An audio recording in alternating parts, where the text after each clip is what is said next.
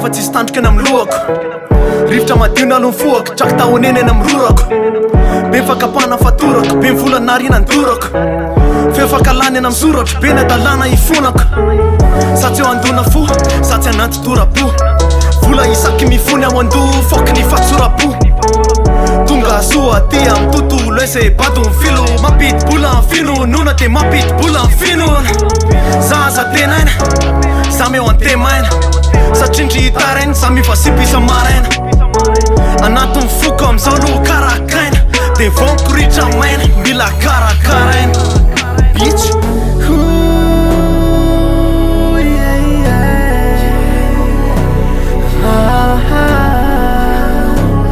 Andriamanitra,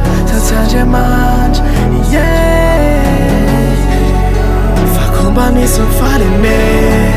trany olona rehetra ary tsy malefo mifaindreko ndraindraiko mba mandalo setra mitraboky mitondra afatra fa napiny ao tsisy evanjely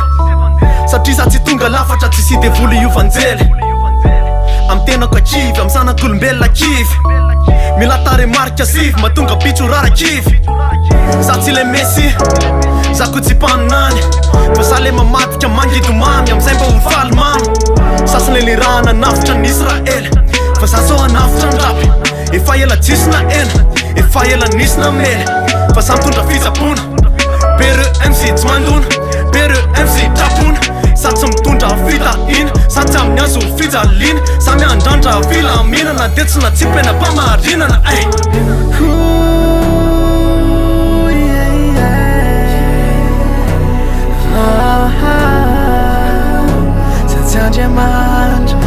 Andriamanitra, fakomba misy mifaly trany olona rehetra ary tsy malefo mifaindreko ndraindraiko mba mandalo setra